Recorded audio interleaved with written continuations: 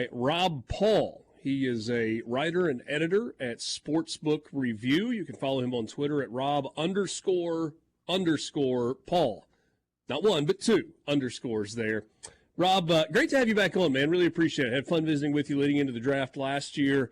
And let's just jump right in with kind of what we were talking about before the break, what so many people are talking about, and that's quarterbacks. Really not much mystery at the top, right, with Caleb Williams at number 1 to the Bears. And pretty much everybody seems to be in agreement that Jaden Daniels at number 2 is headed to Washington. But after that, you get varying opinions. How many quarterbacks in the first round, who's going to reach, and how the heck do we know if these guys are going to be any good at the next level?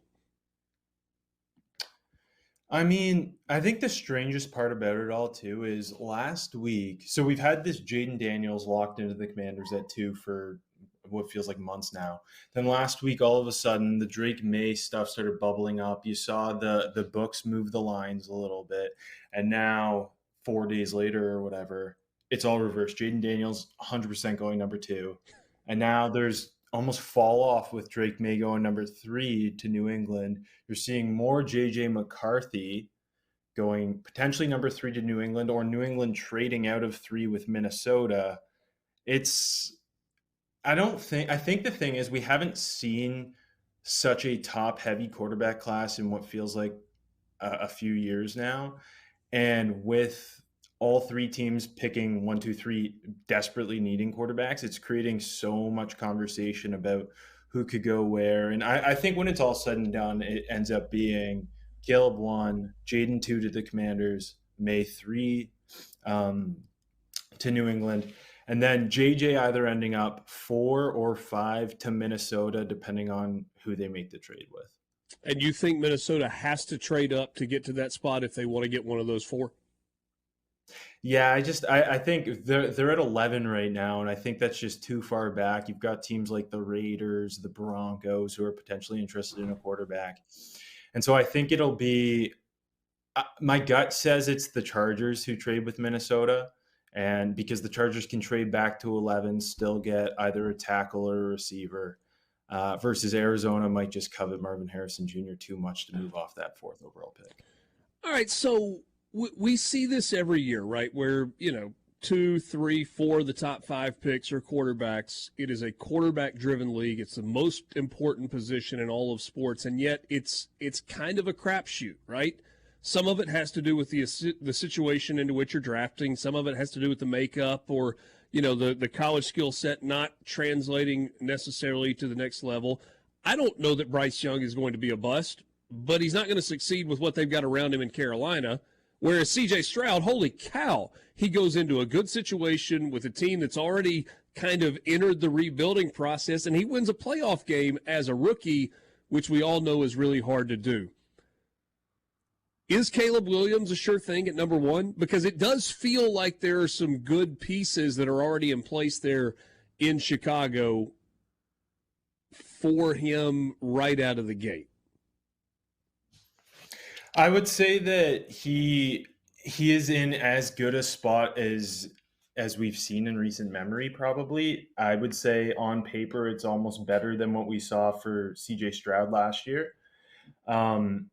At the same time, there is no sure thing. I mean, there's still discourse around whether Trevor Lawrence is the guy in Jacksonville. And I think, as we all remember, Trevor Lawrence was as safe a quarterback prospect as we've seen since Andrew Luck. With Caleb Williams, though, I mean, he's entering a spot where, just think about it this way. Look at how the NFL views Justin Fields. He goes to Pittsburgh for a 6th-round pick. And at the same time, you saw Justin Fields do a couple things in Chicago last year that made you think, hey, maybe they'll stick with him.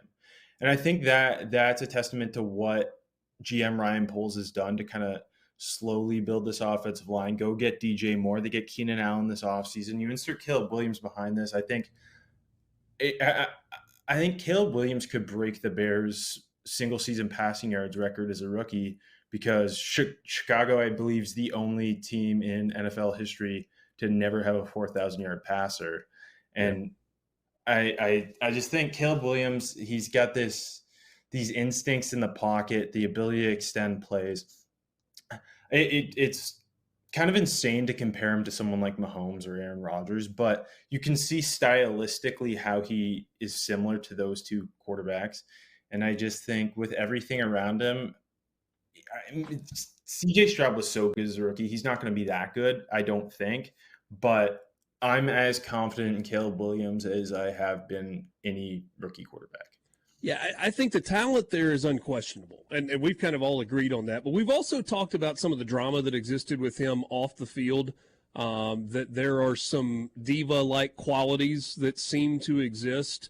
Haydad said a minute ago that, you want that in your wide receivers. You don't necessarily want that in your quarterback. Is he able to separate those two things, or is that just kind of who he is?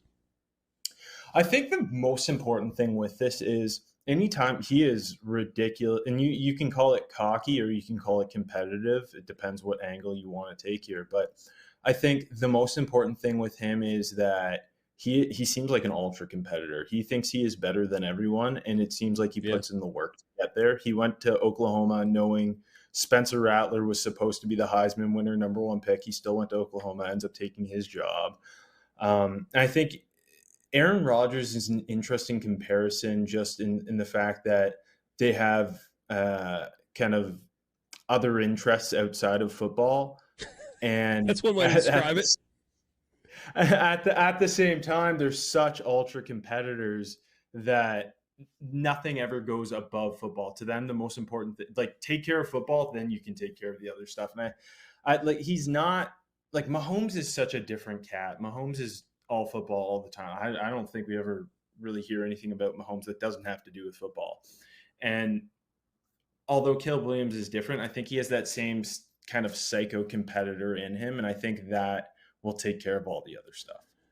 Okay, at wide receiver, there are three. And don't let me forget, I want to ask you about Bo Nix, because I'm just wondering if we look up 5 years from now and end up, Bo Nix turned into the best quarterback in this class because of where he was drafted and where he ended up. But we'll come back to that in a second. This group of three wide receivers with Marvin Harrison Jr. and Rome Odunze and Malik Nabers, what order do you have those three? I have it so Marvin Harrison 1, Malik Nabers 2, Rome Odunze 3, but I think all three are top 5 players in this class. It's the rare time where all three of them would be wide receiver 1 in most classes, and you can't really go wrong. It just kind of depends what flavor you want. Marvin Harrison's that classic big X receiver, kind of that ball winner. Malik Nabers is more of that explosive yak guy at Z, and Rome Odunze is the most well-rounded, I think, of the three of them in terms of route running, vertical speed, and 50-50 contested catch ability. I'm always so fascinated with the guy that everybody loves coming out of college, and then they kind of fall out of love. And as you see draft boards, that player starts to fall. And then as it gets closer to the draft, it's like he kind of starts climbing back up on those boards a little bit. In some ways, I think that's Brock Bowers this year. And I don't know who's going to draft Brock Bowers, but whoever it is, I love that guy. And I think they're going to love that guy. And we're going to look up and we're like, how did 12 teams pass on him, whatever the number is? Is that possible? I think the problem is tight ends just don't go that high normally. I mean, we saw Kyle Pitts a few years ago, but I think Brock Bowers is a top 5 player in this class. For me, it's the three receivers, Caleb Williams and Brock Bowers, are my top 5. I think you have to view Brock Bowers, and now the NFL can get stuck in its ways, so I don't know if they'll think about it this way, but a smart GM would. Brock Bowers shouldn't be labeled a tight end because he's so much more than that. He's kind of in that Travis Kelce mold where you can flex him out. He can be a jumbo slot receiver. He has, I think the most impressive part about him is what he can do after the catch too. Whereas a guy like Kyle Pitts was just freak show athlete, almost like a jumbo wide receiver. Whereas Brock Bowers is more of a jumbo, like playing in the slot, get him the ball, George Kittle style, let him create after the catch. I have trouble, if I'm doing a mock draft, I have trouble finding the spot to take him. I think the Jets at 10 makes a lot of sense.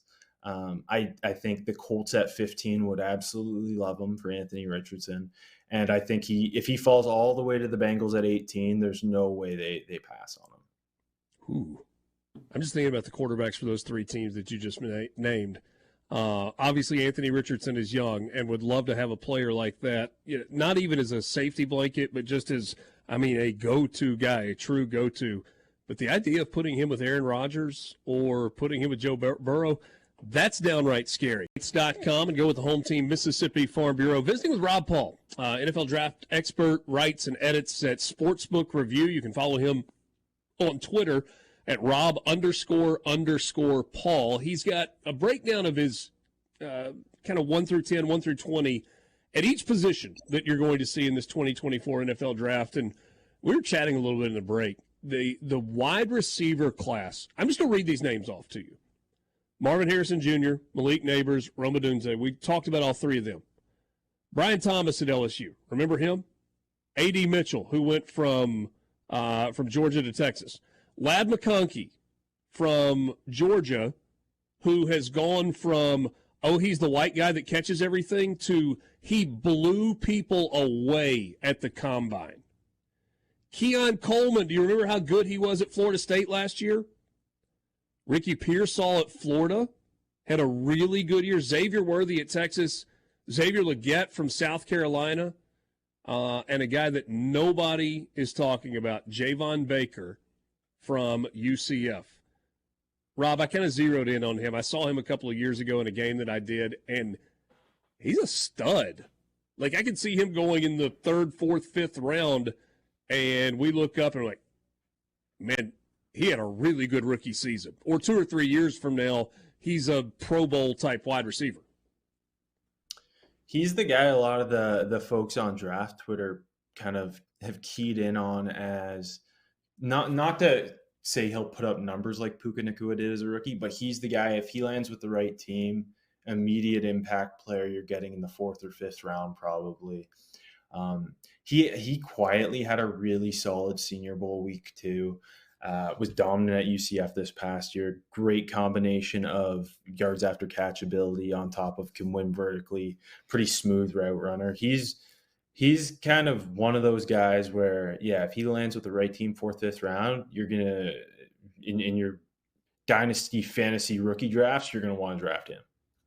Your dynasty fantasy rookie drafts. We need to remember that. What about Ladd McConkey? Ladd's one of my favorite players in this draft. I don't think any player was better at the Senior Bowl than him. And it's kind of the thing that kind of hindered the hype early on was he was banged up this year at Georgia, right? And so we didn't get the full season of him. But he's an unbelievable athlete. And then he shows up to the Senior Bowl and he put on a route running clinic. I think he's the best route runner in this class. Plus, he's the fastest wide receiver you've ever seen. He kind of reminds me of Calvin Ridley with his stop-start ability. I think he's going to end up in the 1st round. Okay.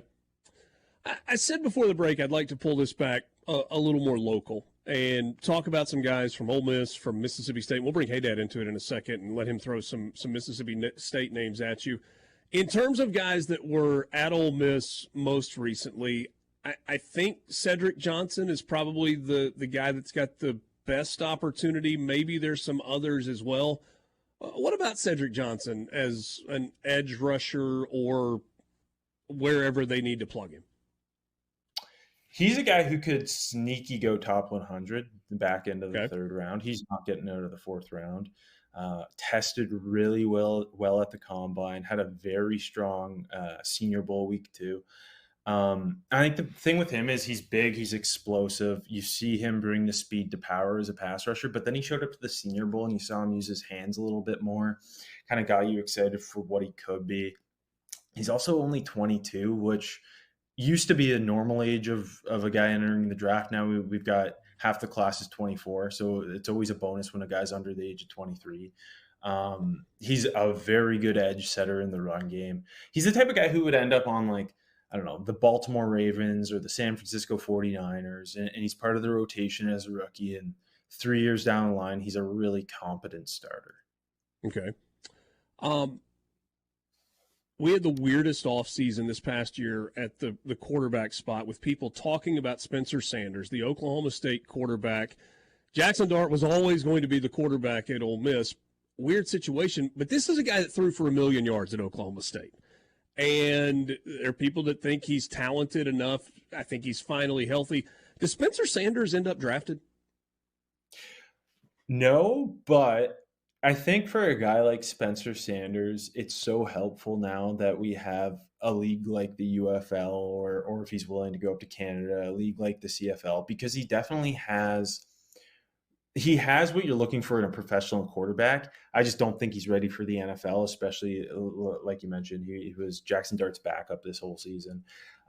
But it's an NFL arm. Like he has a really live arm. I remember 2 years ago at Oklahoma State, I thought, oh, this guy's going to end up like a fifth round pick, probably be a solid backup for a while. So I think he's a guy who, if he plays professionally for a couple of years, he could potentially make that NFL jump at some point. Two more Ole Miss guys I'll ask you about, and then we'll move over to a couple from Mississippi State as well. Dejon Anthony, who is not a huge guy, but really hits, and then DeAndre Prince, who has got great length and great size and was a pretty decent corner at Ole Miss. Do either of those guys hear their name called? I don't think so, but I think Prince will end up being kind of one of those quickly scooped up, high priority free agents. Um, he he has some good tape. He's a little bit boomer bust, but he's physical. Six, one of those long corners.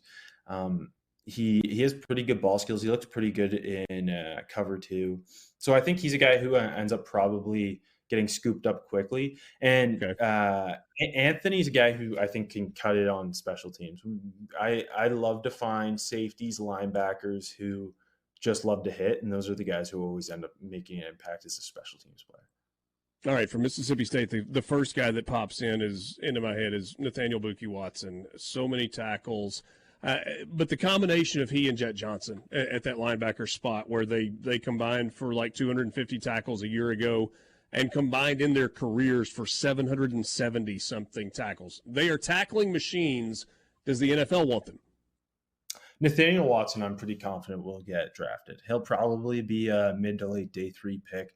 He's kind of the prototypical Sam linebacker these days. Like he's only going to play 15, 20 snaps a game, but he's built like a brick wall, and he can rush the passer a little bit as a blitzer. He's got heavy hands.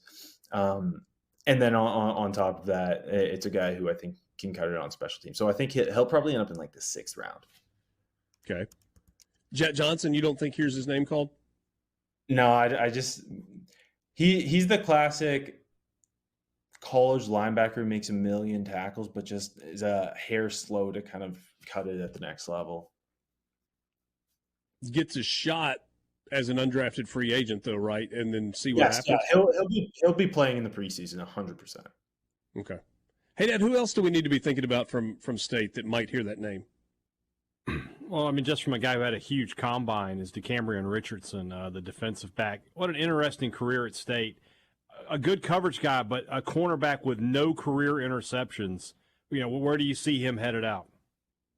He's a guy who's actually, so he had a lot of buzz over the summer, kind of quieted during the season. It's kind of after the combine, like you mentioned, started to buzz back up.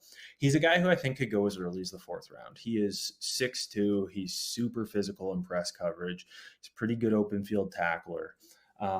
He really fits teams that run heavy cover too. Like he fits that to a T. So he's a guy I'm confident is going between the 4th and 6th round. And then not from Mississippi State, but from Southern Mississippi, Frank Gore Jr. Obviously, his dad, long career there, and a lot of production in college. You know, I know the NFL doesn't put the premium on running backs that it used to, but is he a guy who could be a 3rd-day pick? I really hope so. I think the thing working against him is he is small. He's 5'8", he's 201. But he has such a good feel. Like you can tell his dad's Frank Gore. He has such a good feel for the game. He like his combo of contact, balance, and vision. I think we're maybe the best in the group of 5 this year. He just doesn't have the long speed. He's probably a 4'6" guy, and he's small. So it makes me think maybe he's not going to end up getting drafted.